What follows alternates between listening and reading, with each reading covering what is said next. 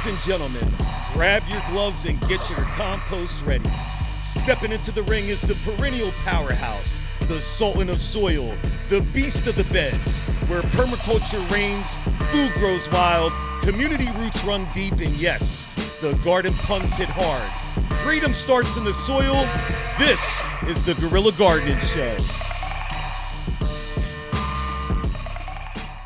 Welcome back to the Guerrilla Gardening Show. My name is Mike with Mike's in the Garden. Back as always with my friend Sam from Central Florida Abundance. What's happening, Sam? What's going on, Mike?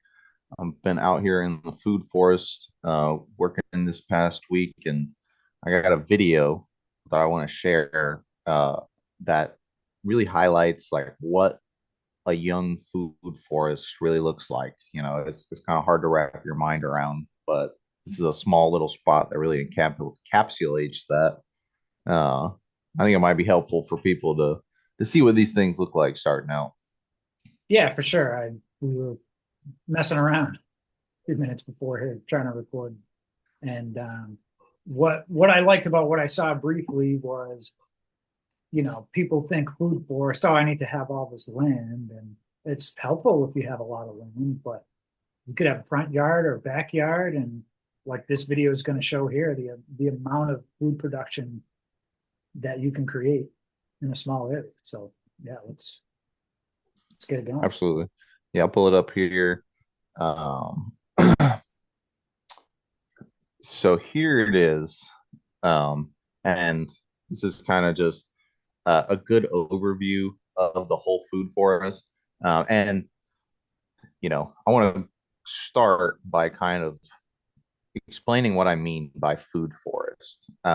Food forest, is a forest style garden. It is a managed area using mostly tree species that are going to produce, that have some edible qualities. And those are the trees are the main plants that, we're trying to grow here. But uh, in, in the aspects of forestry, we're trying to emulate a more natural system, and trees are never just going to pop up in a field on their own with no protection. There's going to be other successions of plants that exist around them, and we skip a lot of those steps when we start planting on our own. But in this bed, in this bed, you can see that there's a lot of intentional understory. And that's really the biggest thing is intentional species. Here, let me go back just a little bit to the understory. I know the mangoes and the papayas are exciting, but this is the real exciting part in the beginning. So if you look down here, there's perennial peanut, there's a native creeping porterweed, there's pigeon peas in here. There's a very diverse arrangement of species. Also, right up front is a vetiver grass. That's a chop and drop grass species it's being used to mulch. And so, what all these plants do, you think, I want to grow these trees. Why do I got to grow 1,500 other plants just to grow these trees? And the main reason is the soil. We want to build healthy soil conditions for these trees. And these kinds of diverse plant communities are what build healthy soil. And the reason that, we're mostly focused on ground cover, low growing plants here is because that's what this area was. It was a lawn.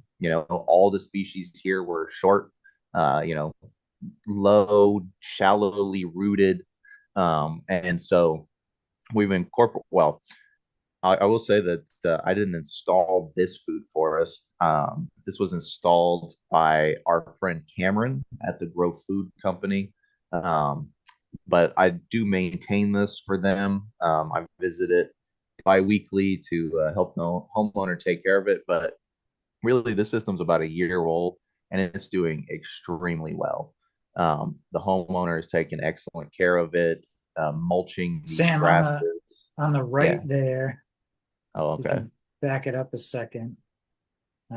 Is that some dog vomit going on there? Uh, I right don't there. think so.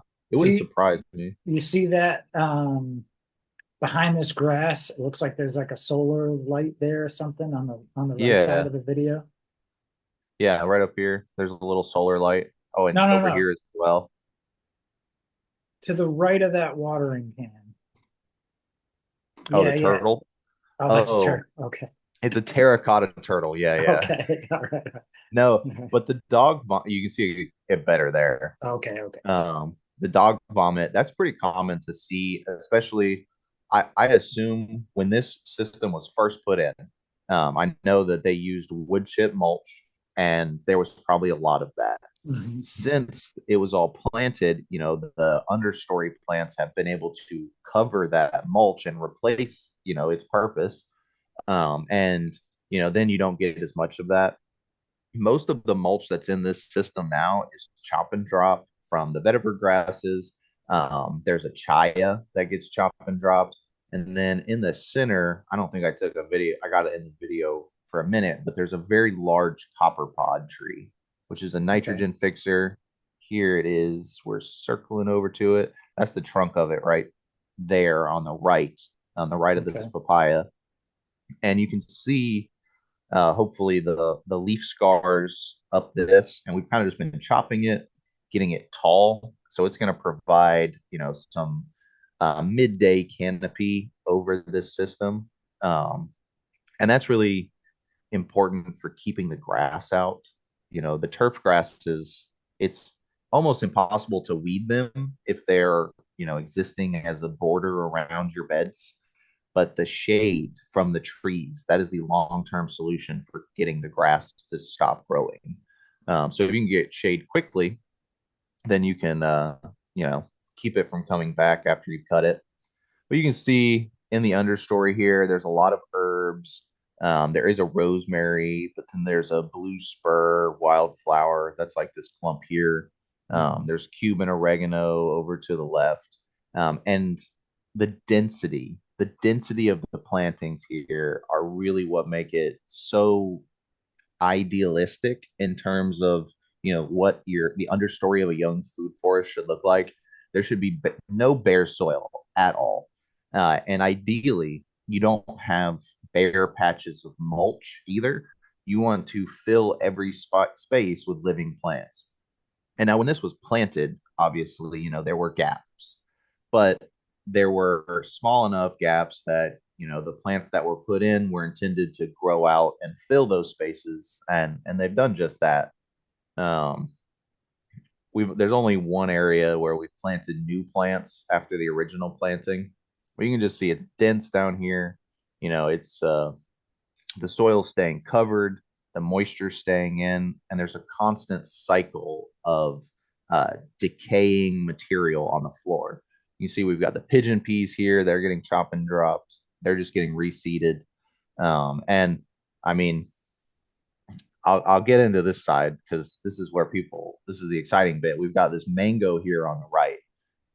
And I think it was like a 7-gallon mango when it was planted like a year ago. It's been pruned twice Wow. to encourage a widening of the canopy. And you can see this new growth here. It's just doing so well.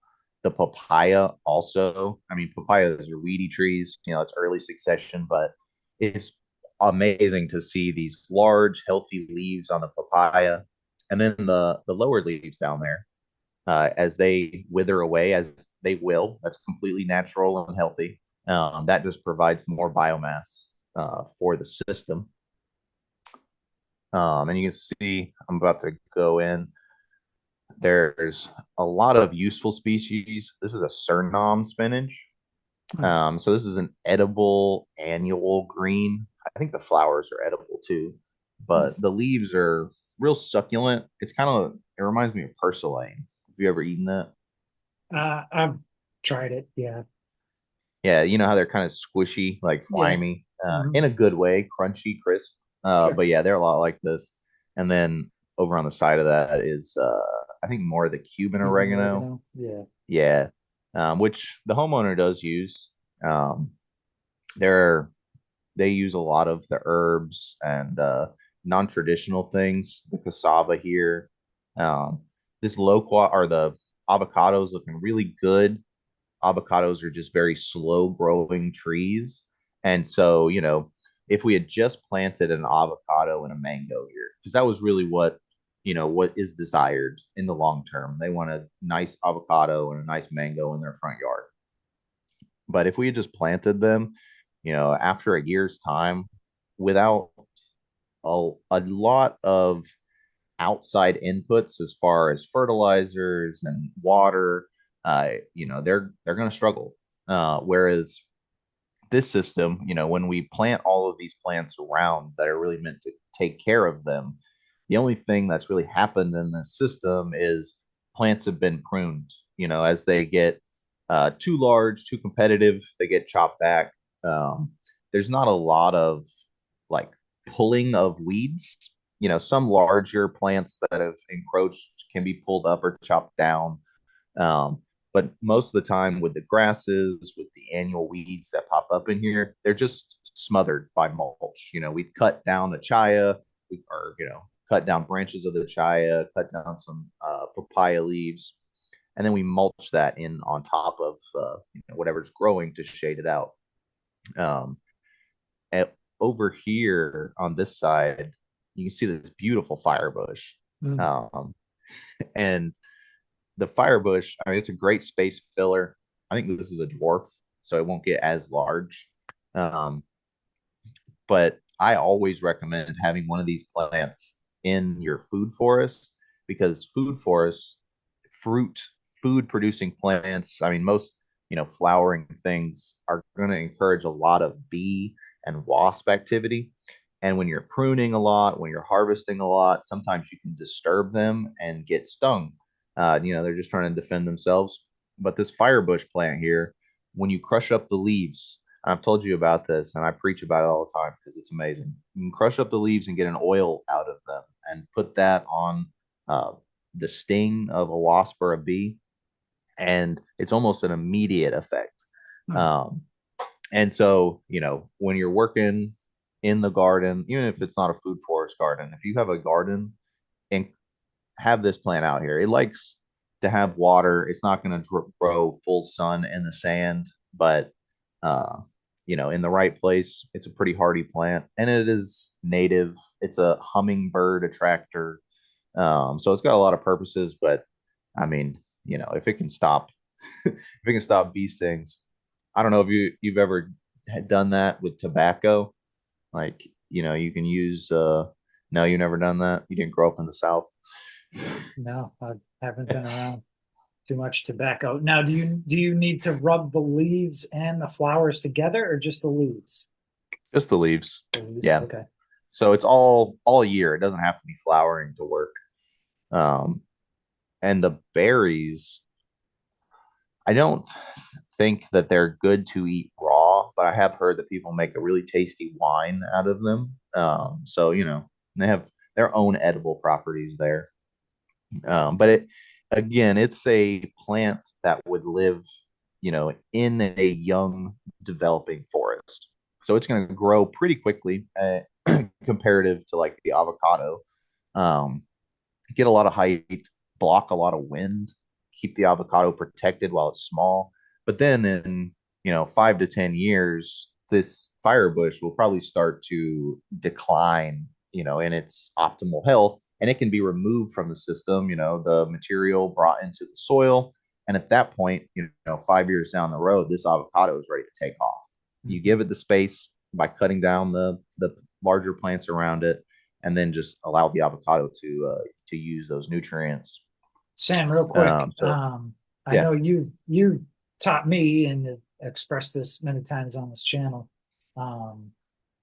With certain trees, I would imagine plants as well, it's not ideal to have branches or leaves touching.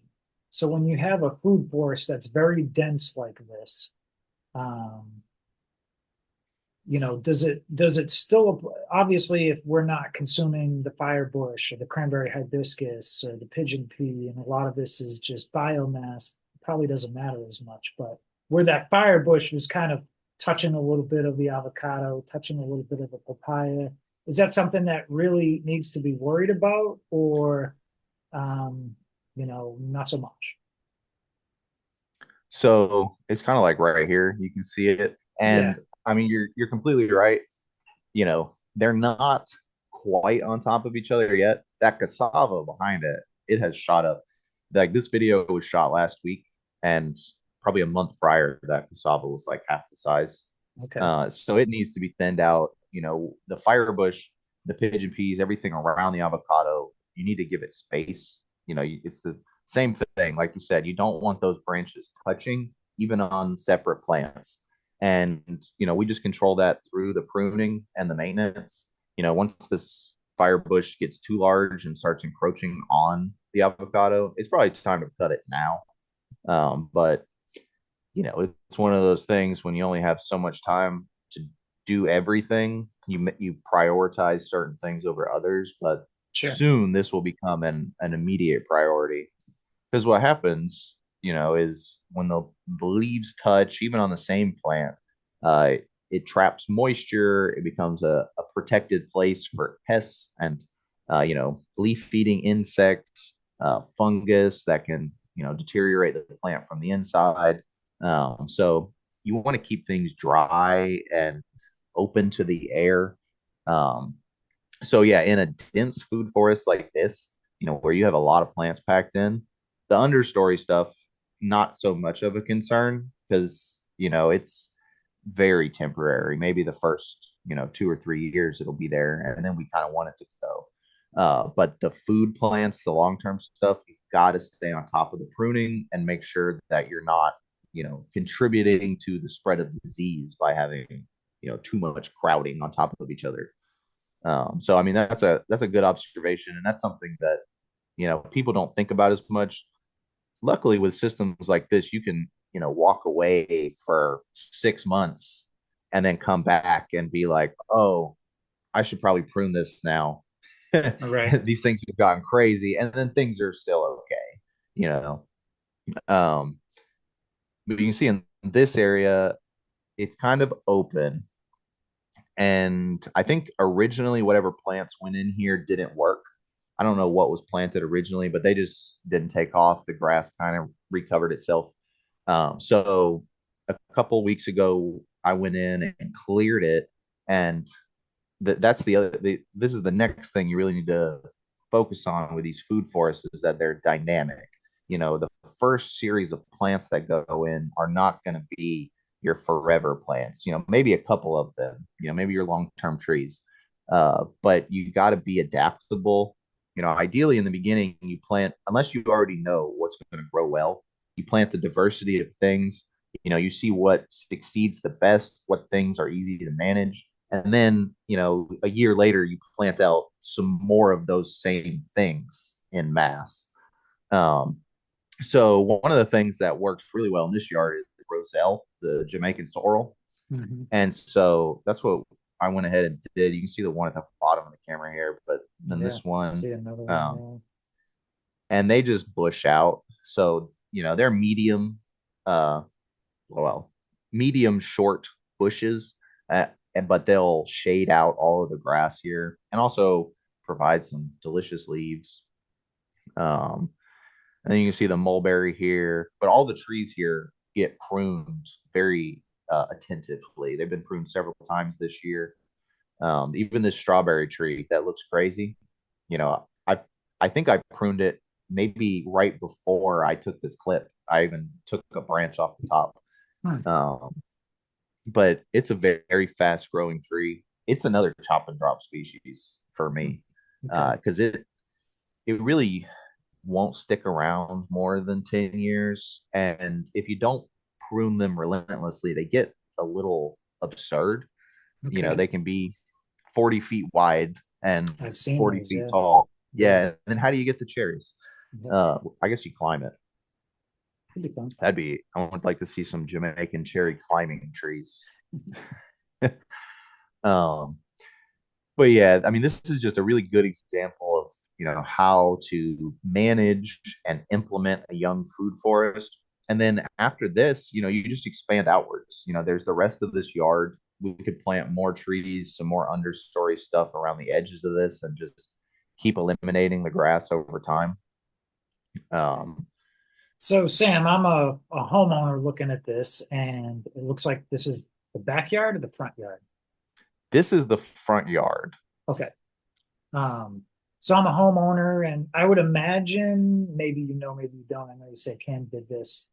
It looks like this was like a front landscape area that was already in place. I'm just like looking at the stones, maybe.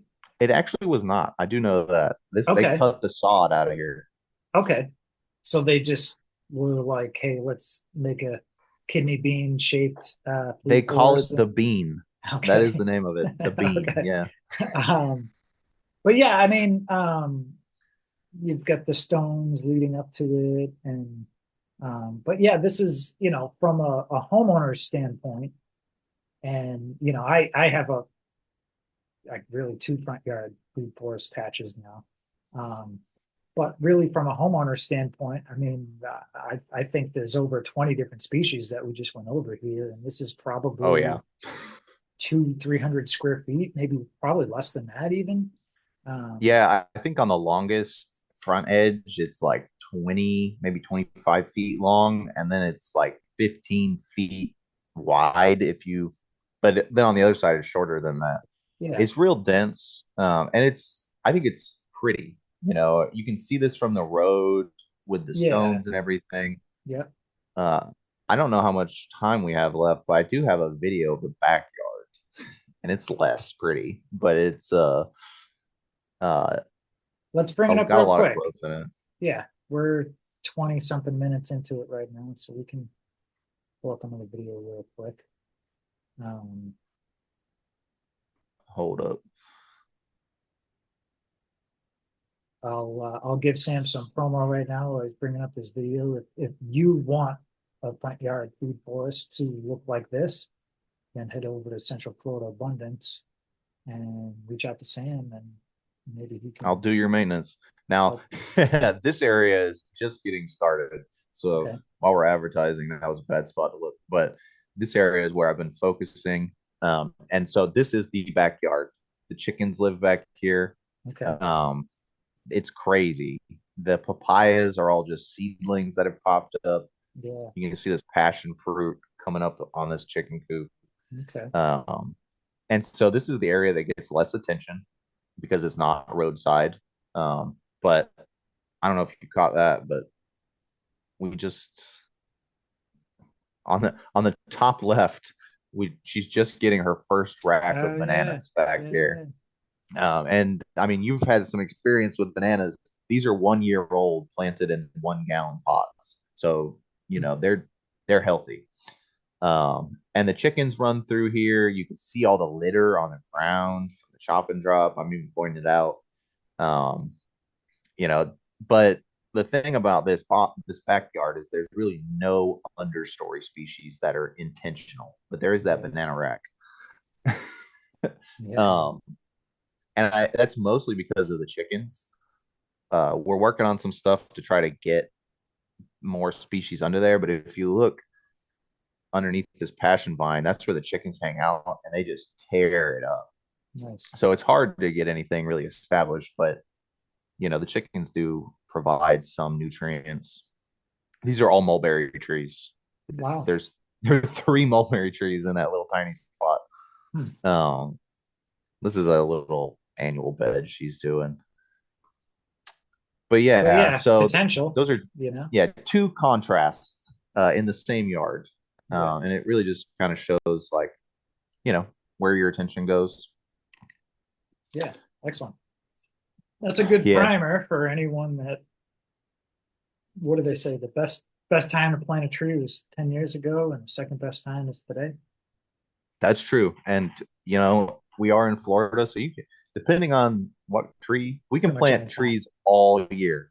It in the middle of January, December, go plant your plums. Go plant the peaches then. And any other time of year, plant your tropical stuff. It's uh September right now, and it was September when I shot this video. and I prune this starfruit tree, and it's going to have plenty of time to heal before any sort of frost activity, you know. And don't let those ideal timings hang you up from doing something that is better just to do now. It might be more ideal. People always tell me only plant my seeds on the new moon. And I tell them if I only did that, then I would miss out on the entire rest of the month for seed planting. I can't just put it all on one day a month. Yeah, yeah, It might be a little better, but you gotta be reasonable. yeah, So get out and start a food forest, y'all. Just do it. yeah, for sure. Go watch these videos. Go. I just get caught in the YouTube rabbit hole and just have all this inspiration watching other people grow food. And it really is that simple. Go to the store, buy some of your favorite vegetables, figure out how to propagate the seeds from those plants, and just get started. It's amazing when you take a sweet potato and then you get some little eyes, you cut the eye off, stick it in some water, or stick it in the ground, and next thing you know, like my yard, 4 years later, you can't get rid of sweet potatoes, and if anything, Yeah. they're now invasive. My neighbors have sweet potatoes, but Kill I'm your not. lawn with sweet potatoes. Yeah, I'm not charging them for the sweet potatoes.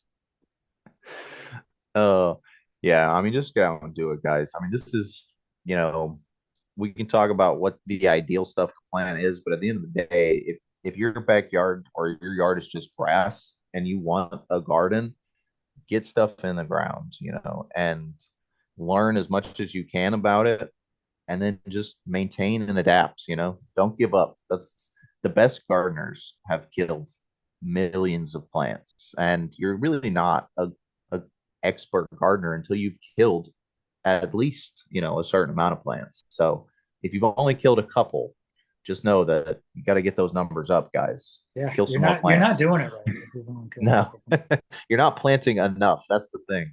Don't let that fear hold you back, because that's how nature does it. The oak tree is gonna make 1,000 seeds so that maybe 10 of those seedlings can live to mature oak tree size.